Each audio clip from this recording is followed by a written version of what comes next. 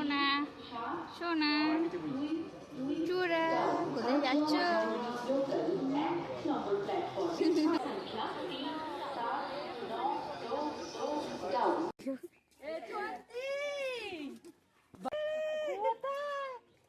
কেমন হাসছে না?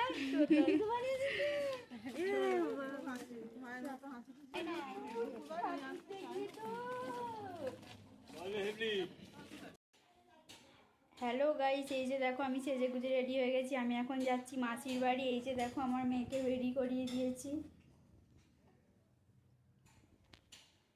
দেখো দেখো দেখো দেখো দেখো।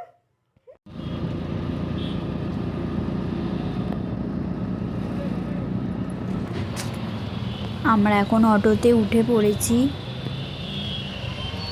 আর এটা হচ্ছে দক্ষিণেশ্বরের বালির ব্রিজ। আর এই বালির ব্রিজ থেকে দক্ষিণেশ্বরের মন্দিরটা একদমই দেখা যাচ্ছিল না, কারণ তখন এতটাই কুয়াশা ছিল যে দূরের কোনো জিনিসই দেখা যাচ্ছিল না। আর বাজে তখন বেলা 1:30, তাতেও খুবই কুয়াশা ছিল। আর সেদিনের আকাশটা অনেকটাই মেঘলা ছিল।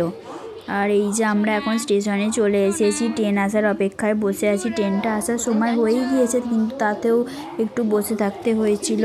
আর দেখো জসিতা দেখো ওর বাবার কোলেতে শুয়ে আছে।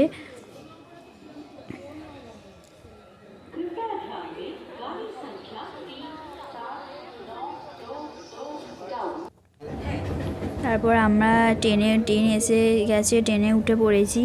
আর ট্রেনে উঠে আমরা সঙ্গে সঙ্গেই জায়গা পেয়ে গিয়েছিলাম, কারণ ট্রেনটা খুব বেশি ভিড় ছিল না। এই যে দেখো আমরা ট্রেন থেকে নেমে পড়েছি, এবার আমরা হাঁটবো। তারপর আমরা ট্রেন থেকে নেমে পড়েছি। তারপর আমি ওর বাবাকে বললাম যে না তুমি ওকে একটু কোলে নিয়ে চলো, কারণ আমার কোমরে এতটাই লাগছিল যে ও ট্রেনে উঠেই ও আমার কোলে ঘুমিয়ে পড়েছিল। আর ওকে সারা রাস্তায় আমাকে নিয়ে থাকতে হয়েছিল ট্রেনেতে, সেই জন্যই আমার কোমরে খুব লাগছিলো। তারপরে এই যে আমরা টোটোতে উঠে পড়েছি। আর বারবার মেসোমশাই ফোন করছিল যে কোথায় আছি কোথায় আছি। আমরা যেই বলেছি যে আমরা বাড়ির কাছাকাছি চলে এসেছি, আর মাসিমণিরা তো অর্ধেক রাস্তায় এসে দাঁড়িয়ে আছে আমার অপেক্ষায়। তারপরে এই যে দেখো আমরা টোটো থেকে নেমে পড়েছি। তারপর মাসিমণি আর মা দেখো কত আদর করছে। আর আমার মাও এসেছে মাসিমণিদের বাড়ি। আর মাসিমণিরাও মাকে বারবার আসার জন্য ফোন করছিল।